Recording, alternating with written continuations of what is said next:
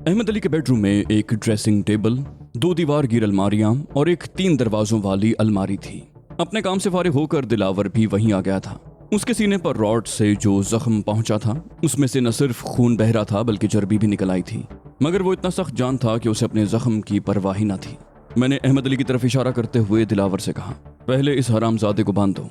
उसने अलमारी खोलने की कोशिश की मगर वो लॉक थी। मैं अहमद अली से चाबी मांगने ही वाला था कि दिलावर ने खड़ी हथेली की ज़रब लगाकर अलमारी का दरवाज़ा तोड़ दिया। अलमारी में से टाइयां घसीटने के बाद उसने उन्हीं से अहमद अली के हाथ पांव बांधकर उसे फर्श पर फेंक दिया। फिर हम दोनों ने फुर्ती से पूरे बेडरूम की तलाशी ली मगर हमें कोई काबिल एतराज़ चीज़ न मिली। दीवार पर बहुत खूबसूरत सी एक सीनरी आवेज़ा थी। मैंने एक ख्याल के तहत सीनरी का फ्रेम दीवार से उखाड़ दिया। मेरी तवक्को के मुताबिक वहाँ एक खुफिया सेफ मौजूद था। मैंने देखा अहमद अली का चेहरा धुआं हो गया। मैंने अहमद अली की तरफ हाथ बढ़ाया, कहा, सेफ की चाबियां। अहमद अली जल्दी से बोला, इसमें तुम्हारे काम की कोई चीज़ नहीं है। मेरे बिजनेस के कागजात हैं, बॉन्ड्स और जायदाद की दस्तावेजात। मैंने उसकी बात अनसुनी करते हुए कहा, चाबियां, वरना तुम्हारे साथ भी वही सलूक करूंगा जो अभी दिलावर के साथ किया है। फिर मैं दिलावर से मुखातिब हुआ, कहा, वो हीटिंग रॉड अभी उस कमरे में ही है। अहमद अली जल्दी से बोला, चाबियां मेरी जेब में हैं। मैंने चाबियां निकाल कर सेफ खोला तो दिलावर की आंखों में चमक सी आ गई। सेफ में ऊपर तले 2-3 फाइलें रखी थीं और पूरा सेफ नोटों से भरा हुआ था। मैंने जल्दी से वो फाइलें निकाल दी और सरसरी अंदाज में उनकी वर्कगर्दानी करने लगा। उन फाइलों में चंद ऐसे मुल्की राज थे जिनके फाश होने के बाद हम दुनिया भर में जलील हो जाते। एक फाइल में कहूटा प्लांट की तफसील भी मौजूद थी। वो रिपोर्ट ज्यादा मुफस्सल नहीं थी, शायद अहमद अली इससे ज्यादा जानता भी नहीं था। एक फाइल में चंद खतूत थे जो इस लिहाज से अहम थे कि वो अहमद अली को भारत के किसी एजेंट मोहन लाल ने लिखे थे। अहमद अली को अगर इल्म होता कि उस पर अचानक ही ये उफ्ताद आ पड़ेगी तो वो उन खतूत को ज़ाया कर देता। मैंने तमाम फाइलों और कागजात को एक जगह जमा करके तकिए के एक गिलाफ में समो लिया। दिलावर ने भी एक तकिए का गिलाफ उतार कर उसमें करेंसी नोट और बॉन्ड्स भर लिए। वो पाकिस्तानी करेंसी नहीं थी बल्कि डॉलर्स और पाउंड्स की शक्ल में थे और वो सब बड़े और इस्तेमाल शुदा नोट थे। मैंने कहा, बस अब ग्लोरिया को उठाओ और यहाँ से निकलो। दिलावर हवन्नकों की तरह मेरी शक्ल देखने लगा। मैंने कहा, अरे यार, ग्लोरिया वही अमेरिकन लड़की है जिसे तुमने जख्मी किया था, मगर वो मरी नहीं बल्कि जिंदा है। अहमद अली ने कहा, मैं फिर कहूँगा कामरान कि तुम अपनी जिंदगी की सबसे बड़ी गलती कर रहे हो। मैंने दिलावर से कहा, अरे यार, पहले इसकी ज़बान बंद करो। दिलावर बोला, हमेशा के लिए कर दूँ? मैंने कहा, मैं इसे जिंदा रखना चाहता हूँ ताकि ये अपने दूसरे साथियों के लिए इबरत बन जाए। फिर मैं अहमद अली की तरफ मुड़ा और बोला, तुम शायद भूल गए हो अहमद अली कि मेरा नाम कामरान है और मुझे डबल क्रॉस करने वाले जिंदा नहीं रहते, मगर आज जिंदगी में पहली दफा मैं अपना ये उसूल तोड़ रहा हूँ, सिर्फ इसलिए कि तुम्हें सबक सिखाना भी जरूरी है ताकि तुम मुझे कभी भूल न सको। अहमद अली ने कहा, मेरे एहसान का तुम ये बदला दे रहे हो?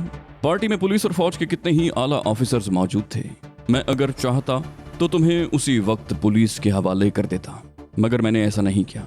मैंने तस्हीक आमेज लहजे में कहा, इसमें भी तो तुम्हारा ही मफाद था माय डियर। तुम मुझे अमेरिकन CIA के हवाले करना चाहते थे ना, या फिर तुमने रॉ से मेरा सौदा कर लिया है?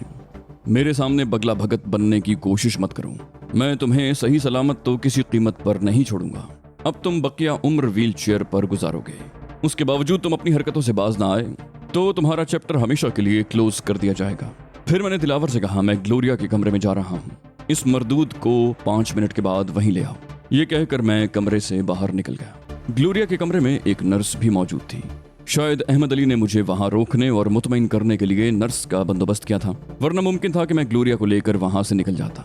उसे जो ड्रिप लगाई गई थी वो अभी आधी भी नहीं हुई थी, मगर ग्लोरिया पूरी तरह होश में थी। मुझे देखकर उसकी आंखों में चमक सी लहराई और वो चहकती हुई बोली, मुझे यकीन था कि तुम मुझे जरूर तलाश कर लोगे। वो शायद ये समझ रही थी कि जख्मी करने के बाद उसे फिर अगवा कर लिया गया है। नर्स भी मुझे देखकर खड़ी हो गई। मैंने उससे पूछा, अब इसकी हालत कैसी है? नर्स ने कहा, nothing to worry sir, miss Gloria का BP भी नॉर्मल है और पल्स भी। ड्रिप के बाद ये बिल्कुल फ्रेश हो जाएंगी, सिर्फ सर की चोट कुछ तकलीफ दे है, उसके लिए इन्हें पेन किलर दे रही हूँ, सुबह तक ये बिल्कुल ठीक हो जाएंगी। मैंने कहा, ड्रिप निकाल दो, हम लोग अभी रवाना हो रहे हैं। नर्स बोली, यू मीन सर? मैंने भिन्ना कर कहा, हाँ, मेरा यही मतलब है, जल्दी करो। मेरा मूड देखकर नर्स ने जल्दी से ड्रिप निकाल दी। वो अभी तक हैरान परेशान खड़ी थी। मैं अचानक नर्स की तरफ बढ़ा तो वो झपट कर पीछे हट गई। इस कोशिश में वो पीछे रखी हुई कुर्सी से टकराई और उसी पर ढेर हो गई। मैंने आगे बढ़कर उसकी कनपटी पर हल्का सा हाथ दे मारा। वो बैठे ही बैठे कुर्सी पर एक तरफ लुढ़क गई। उसी वक्त दिलावर अहमद अली को धकेलता हुआ कमरे में आ गया। इस दौरान में ग्लोरिया भी उठकर बैठ चुकी थी। उसने हैरत से आंखें फाड़ कर पहले अहमद अली को देखा, फिर मेरी तरफ देखने लगी। अहमद अली लाख कमीना सही, मगर इस किस्म की हाथापाई का आदी कब था। उसकी हालत खासी मजे का खेज हो रही थी। उसके हाथ पांव बंधे हुए थे और दिलावर उसे उसी हालत में मुर्दा कुत्ते की तरह खींचता हुआ ला रहा था। गुस्से, तौहीन और बेबसी के एहसास के बायस उसका चेहरा मस्ख हो रहा था और मुंह से गोया गालियों का तूफान उमड़ रहा था। मैंने ग्लोरिया से कहा, तुम गाड़ी तक खुद चल सकती हो या तुम्हें उठा कर ले जाऊं। वो बोली, अब मैं इतनी नाजुक भी नहीं हूँ। अचानक मुझे अहमद अली के उन गार्ड्स का ख्याल आया जो गेट पर मौजूद थे। वो लोग खैर हमारा रास्ता तो नहीं रोक सकते थे, मगर फायरिंग और चीखो पुकार के जरिए दूसरों को हमारी तरफ मुतवज्जे कर सकते थे। मैंने अहमद अली साहब से कहा, अपने उन गार्ड्स को भी यहीं बुला लो जो गेट पर ड्यूटी दे रहे हैं। जवाब में उसने मुझे इतनी फौहश गालियां दी कि मेरी खोपड़ी एकदम आउट हो गई। मैंने आगे बढ़कर उसके मुंह पर जोरदार थप्पड़ रसीद कर दिया। मैंने कहा, उन्हें बुला लो, वरना तुम तो खैर माजूर होने ही वाले हो। वो बेचारे बेकसूर मारे जाएंगे। मैं उन्हें यहाँ से भी राइफल का निशाना बना सकता हूँ। मैंने दिलावर से राइफल लेकर उसका जायजा लिया। वो इंतहाई जदीद और मोहलक टेलीस्कोपिक सिग की राइफल थी। ग्लोरिया ने कहा, इन बेचारों को जान से मत मारना, बस बेहोश करके छोड़ देना। वो गेट की तरफ बढ़ गई। मैं खिड़की में से देख रहा था। उसने गार्ड से कुछ बातें की। फिर मैंने देखा कि ग्लोरिया 2 मुसल्लह गार्ड्स के साथ वापस आ रही थी। वो उन्हें लेकर सीधी इस कमरे में पहुंची जहां अहमद अली बेकसी की तस्वीर बना फर्श पर पड़ा था। मैं दरवाजे की ओट में खड़ा हो गया। जो ही वो कमरे में दाखिल हुए, मैंने पलक झपकते में उन दोनों को होशो खिरत से आजाद कर दिया। फिर मैंने अहमद अली का गिरबान पकड़कर उसे उठाया तो वो सहम कर बोला, अब तुम मुझसे क्या चाहते हो? अब तक वो बहुत रऊनत से बात करता आया था, मगर अब उसके लहजे में वो पहला सा तमतराक नहीं था। मैंने गुर्रा कर कहा, मुझे पीटर का पता चाहिए। मैं नहीं जानता कि पीटर कौन है, मगर दिलावर ने उसी का नाम लिया है। ग्लोरिया ने हैरत से कहा, पीटर? ये कौन है? मैंने कहा, ये तो अहमद अली ही बताएगा कि पीटर कौन है और वो मेरा दुश्मन क्यों है। फिर मैं अहमद अली से मुखातिब हुआ, अब शुरू हो जाओ। तुमने तो मुझे पुलिस के हवाले नहीं किया, मगर मेरे हाथ इतने सबूत लगे हैं कि मैं प्रेस के जरिए तुम्हें अवाम के सामने नंगा कर सकता हूँ। फिर गवर्नमेंट तुमसे खुद ही निमट लेगी। अहमद अली बोला, तुम ऐसा नहीं कर सकते। मैंने कहा, मैं क्या कर सकता हूँ और क्या नहीं, इस बहस को छोड़ दो। मुझे पीटर का एड्रेस चाहिए। वो बोला, मैं तुम्हें उसका एड्रेस दे दूंगा, मगर तुम उसका कुछ नहीं बिगाड़ सकोगे। वो यूएनओ के एक इदारे की तरफ से हुकूमत की दरखास्त पर यहाँ आया है। हुकूमत ने उसे किसी प्रोजेक्ट के लिए खुसूसी तौर पर यहाँ बुलाया है। वो कराची में रहता भी नहीं है, उसका क़याम इस्लामाबाद में है। मैंने अक्खड़ लहजे में कहा, तुम मुझे सिर्फ उसका पता बताओ। मैंने जेब से अपनी डायरी निकाली। उसने बिला झिझक मुझे पीटर और उस गैर मुल्की इदारे का पता बता दिया जो दुनिया भर में इंसानियत की खिदमत कर रहा था। अहमद अली वाकई ठीक कह रहा था। पीटर के खिलाफ कुछ साबित करने में मुझे दांतों पसीना आ जाता। मुमकिन है अपनी तमाम तर कोशिश के बावजूद मैं उसके खिलाफ कुछ भी साबित करने में नाकाम रहता। बहरहाल ये बात का मसला था। मैंने सोचा था कि अहमद अली को नाकारा करके छोड़ दूंगा, मगर अचानक मैंने फैसला किया था कि उसे नाकारा करने की बजाय मैं अपने मकसद के लिए इस्तेमाल करूंगा। उसके खिलाफ मेरे हाथ ऐसे सबूत लगे थे कि न सिर्फ एक सियासी लीडर की हैसियत से वो तबाह हो जाता, बल्कि उसकी गर्दन में फांसी का फंदा भी होता। वो खासा बारसूख शख्स था और मेरे बहुत काम आ सकता था। मैंने उसे मुखातिब किया, दिलावर, अहमद अली को खोल दो। फिर मैं अहमद अली से मुखातिब हुआ, मैं सिर्फ इसलिए तुम्हें छोड़ रहा हूँ कि आइंदा मुझे डबल क्रॉस करने की कोशिश मत करना और मैं जो कुछ कहूँ उस पर बिला चूंचरा अमल करना, वरना। वो बोला, हाँ मैं जानता हूँ कि वो फाइलें तुम्हारे पास हैं।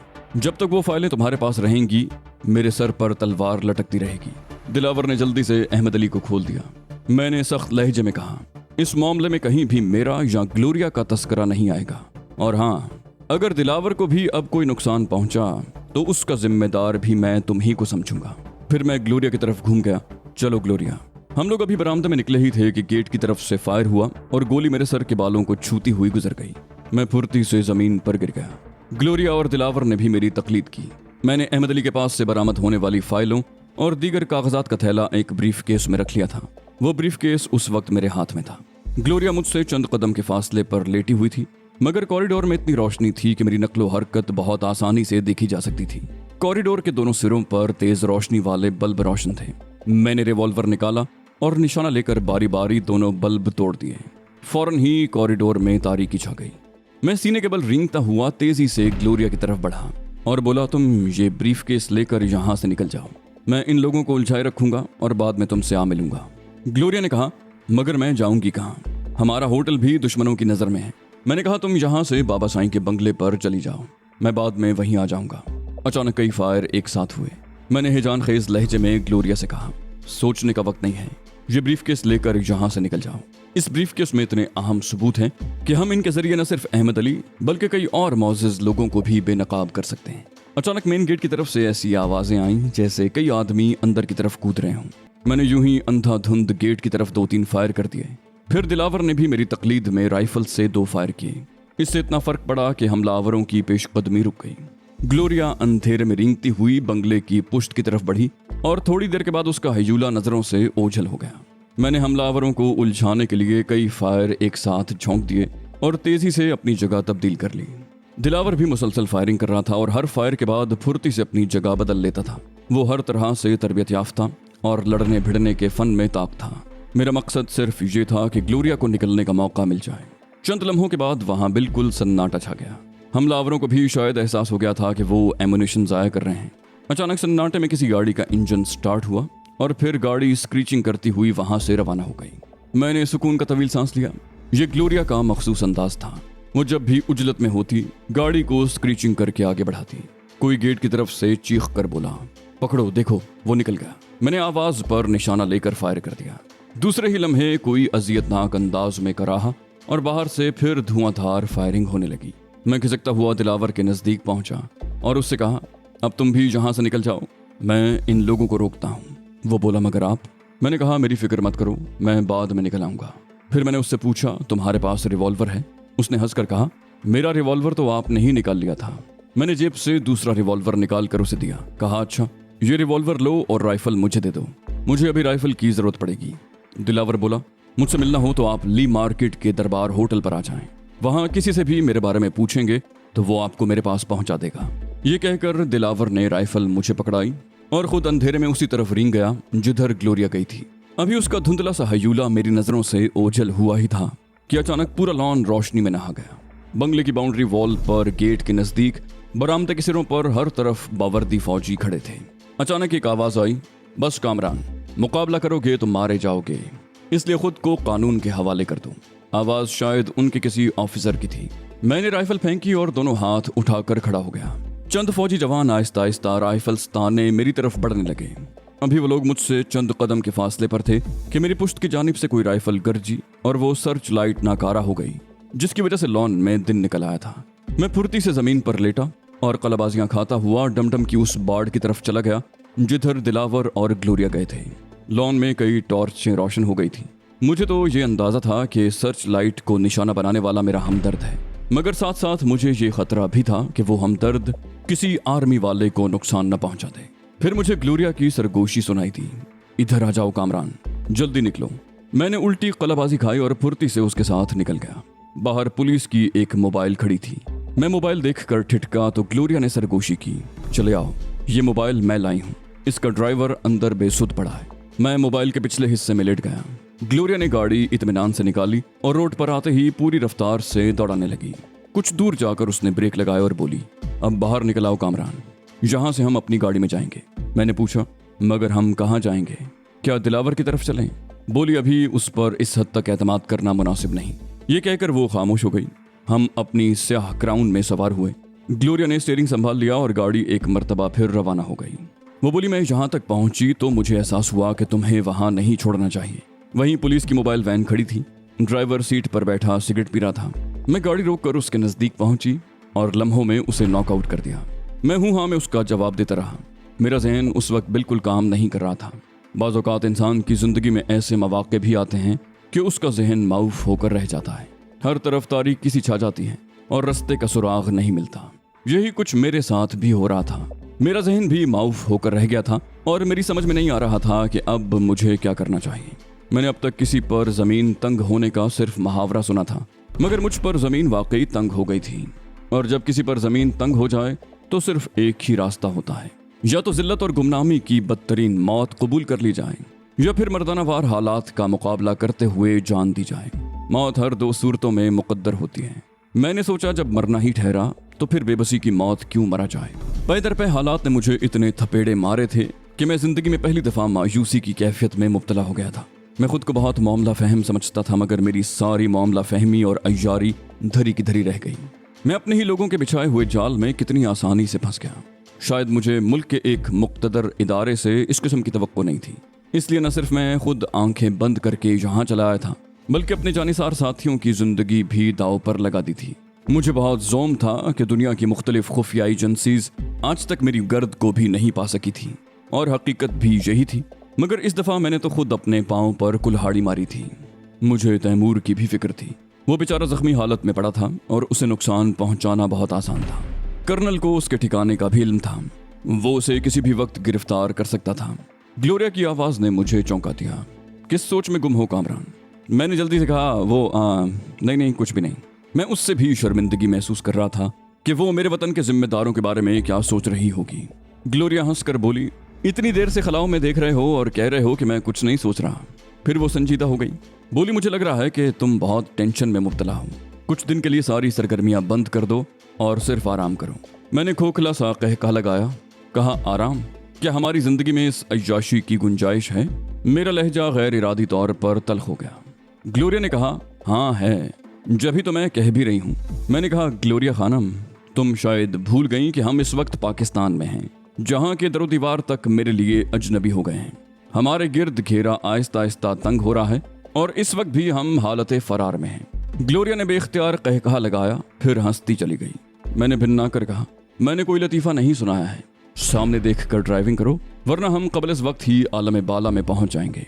ग्लोरिया बोली, तुम्हारी अक्ल खप्त हो गई है शायद। हमारे पास अब भी कई ठिकाने हैं जहां हम कुछ दिन आराम कर सकते हैं। अगर तुम जहन पर जोर देते तो शायद तुम्हें भी कोई पुराना ठिकाना याद आ जाता, मगर तुम अपना जहन शायद इंडिया में ही छोड़ आए हो।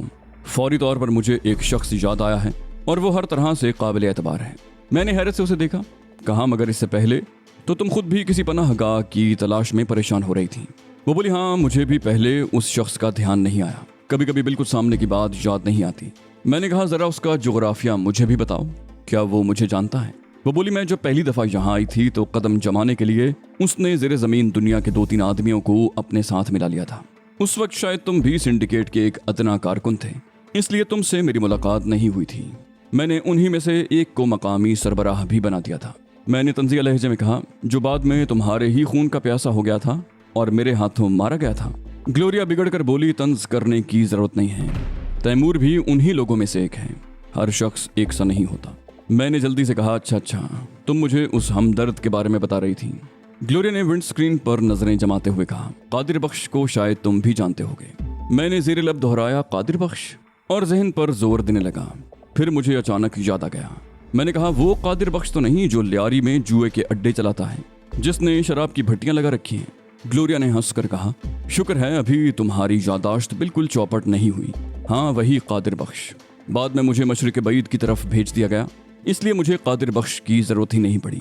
फिर मकामी सरबराह ने अपने तौर पर यहाँ कदम जमाए तो कादिर बख्श को बिल्कुल भुला दिया गया। बाद में भी कादिर बख्श से सरसरी मुलाकात हुई। वो अब भी मेरे आने पर उतना ही एहतराम करता है।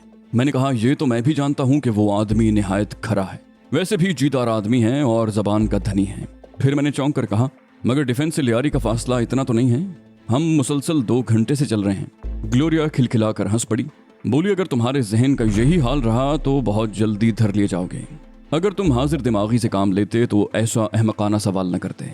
मैं गाड़ी को यूं ही बिला मकसद घुमा रही हूँ और किसी ऐसे ठिकाने के बारे में सोच रही थी जहां हम चंद दिन सुकून से गुजार सकें। मैंने शीशे से बाहर देखा। गाड़ी उस वक्त लियारी के इलाके में दाखिल हो चुकी थी। दूर से मुझे एक जगह रोशनी दिखाई दी, वरना तो पूरा इलाका ही तारीकी में डूबा हुआ था। ग्लोरिया भी उसी रोशनी की तरफ जा रही थी। नजदीक पहुंचने पर रिकॉर्डिंग की तेज आवाज कानों से टकराई। वो कोई होटल था। मुझे हैरत थी कि रात के इस पहर न सिर्फ होटल में रौनक थी, बल्कि इंतहाई समाखराश रिकॉर्डिंग भी हो रही थी। ग्लोरिया ने गाड़ी उस होटल के सामने रोक दी।